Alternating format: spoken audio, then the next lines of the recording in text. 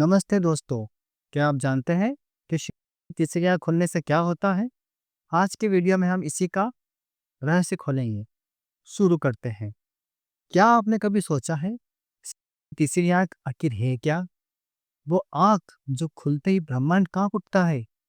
क्या ये कोई कहानी है, कोई कल्पना या इसके पीछे छुपा है कोई ऐसा रहस्य जो हमारी आज की दुनिया के लिए भी उतना ही जरूरी है? हिंदू दर्शन में शिव को त्रिनेत्रधारी कहा जाता है। दो नेत्रों से हम इस संसार को देखते हैं, लेकिन तीसरा नेत्र हमें सत्य को दिखाता है। यह नेत्र होता क्या है? आज्ञा चक्र या अंजना चक्र हमारे मस्तिष्क के बीचों बीच के मध्य, जिसे आज के साइंस में पाइनल ग्लैंड कहते हैं। लेकिन बात सिर्फ एक ग्रंथि नहीं है, यह है जागृति का द्वार, वो रास्ता जहाँ से इंसान बाहर की दुनिया को नहीं, अपने भीतर के ब्रह्मांड को देखता है।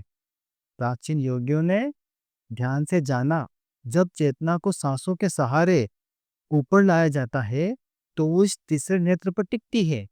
वहां होता है प्रकाश का विस्फोट, न कोई विचार न कोई भय, बस असीम शांति और ऊर्जा।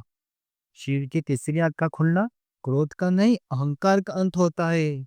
जब कोई आत्मा अपने भीतर के अंधकार को पूर्ण रूप से देख लेती है, तब वो नेत्र खुलता है। अब सवाल ये है, क्या ये तीसरी आंख हम भी खोल सकते हैं? हाँ, लेकिन इसके लिए चाहिए साधना। और साधना मतलब केवल बैठ जाना नहीं है।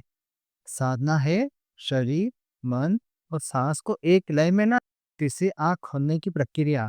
पहला, प्राणायाम। रोज सुबह 10 मिनट अनुलोम विलोम करो, इससे पाइनल ग्लैंड एक्टिव होने लगता है। दूसरा, मौन साधना।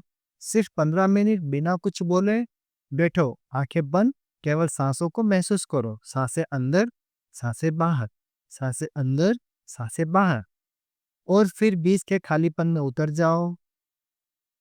तीसरा, मंत्र। ओम का उच्चारण 108 बार करना है। ध्यान रहे नाद सिर के बीच में। यह टेक्निक कोई तांत्रिक जादू नहीं, यह आत्म अनुभूति की कुंजी है।